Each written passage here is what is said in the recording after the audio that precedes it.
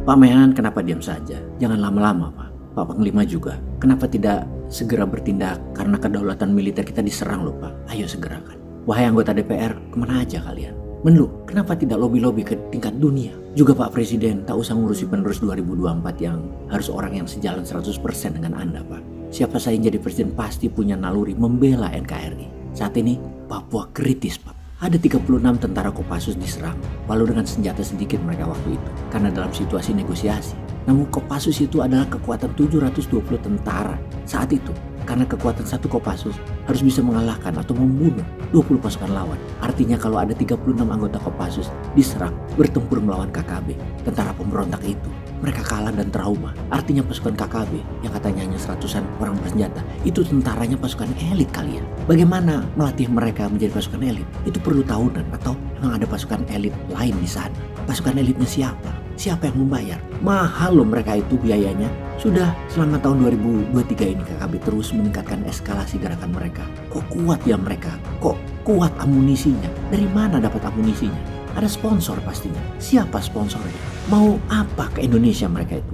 Apa karena ada Freeport di sana? Kita tahu dedolarisasi.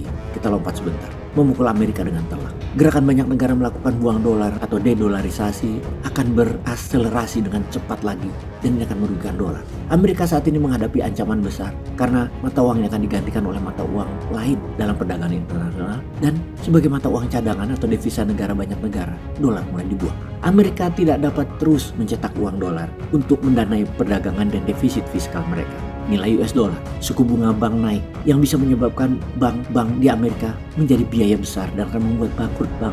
Pasar saham dan propertinya akan turun seiring waktu nilainya.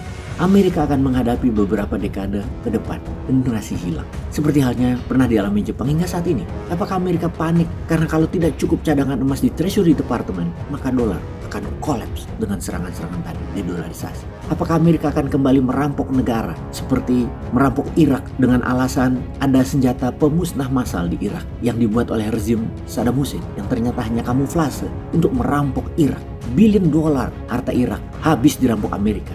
Demikian juga minyaknya dikeruk Amerika hingga saat ini. Kemudian Gaddafi di Libya juga dirampok habis-habisan oleh Amerika. Billion dolar harta Gaddafi dibekukan dan diambil paksa. Dan sekarang Amerika perlu emas. Yang terseksi tentunya emas Papua, begitukah? Apakah pejabat tertinggi dan tinggi negara sadar akan masalah Papua dan emas ini?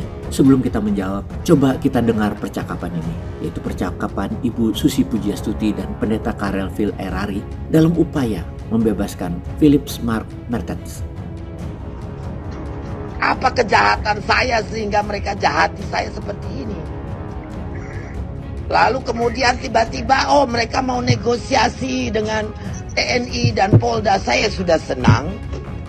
Terus kemudian 2 hari kemudian ditembakinya TNI yang ada di Durakma.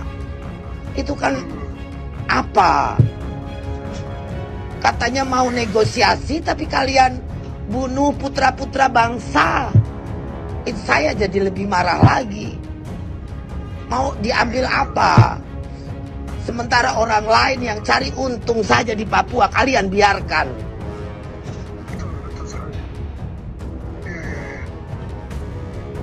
Baik, terima kasih banyak. Khususnya kita bisa bicara, nanti saya kontak lagi ya tentang Fusier itu.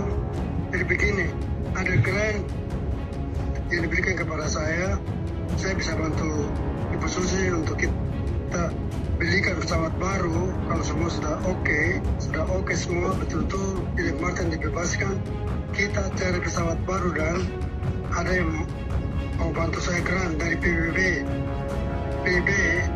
Antonio Guterres, mereka mau bantu pendidikan di Papua dan saya mau pakai sebagian itu untuk kita bantu. Saya bicara dengan Bapak, saya nangis karena marah.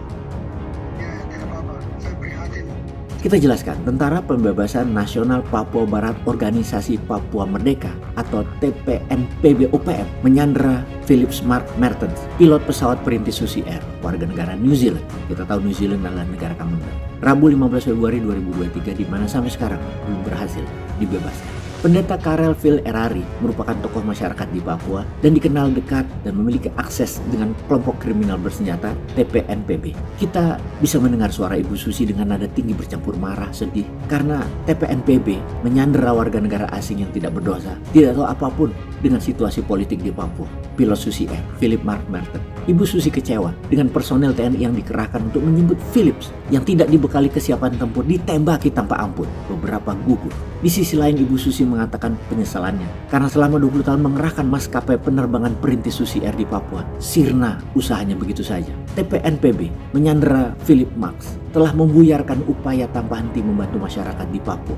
agar terbebas dari segala bentuk keterisolasian. Menurutnya, pesawat Susi Air yang dibakar dan Philip Marx yang disandera yang sama sekali tidak ada hubungannya dengan situasi politik di Papua.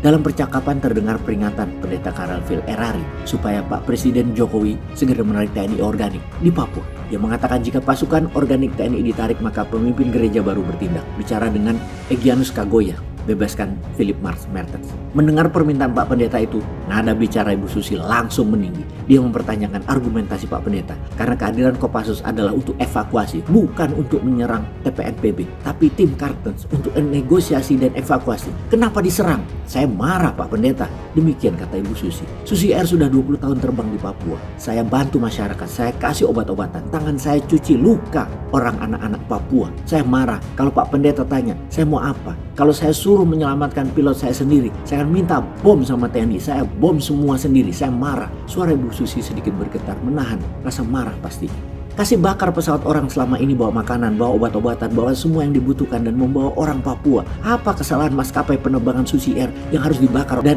disandera pilot Philip Mark Merton? Apa dosa saya? Apa salah saya pada TPNPB OPM? Saya marah setelah tahu TPNPB OPM menembak mati pasukan TNI yang diterjunkan bukan untuk tempur, kata Ibu Susi menekan. Saya jahat apa Pak Pendeta? Coba cari kejahatan saya apa di Papua? Tanya Ibu Susi dengan suara meninggi. Pendeta Phil menjawab, Ibu Susi, tidak ada tindakan kejahatan di Papua, malah membantu masyarakat Papua. Kemudian dijawab Susi, saya cari makan di Papua iya, tapi saya bantu banyak orang Papua.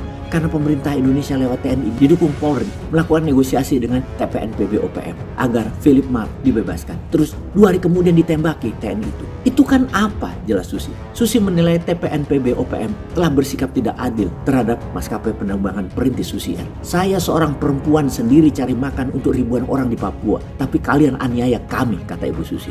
Kepada Ibu Susi yang terhormat, kami netizen, bosman, di belakang ibu 101%. Apa yang bisa kami bantu, Bu? Kita bantu Susi Air dulu, lalu kita bantu Papua. Jangan sampai Papua referendum dan lepas seperti Timur Timur. Peace.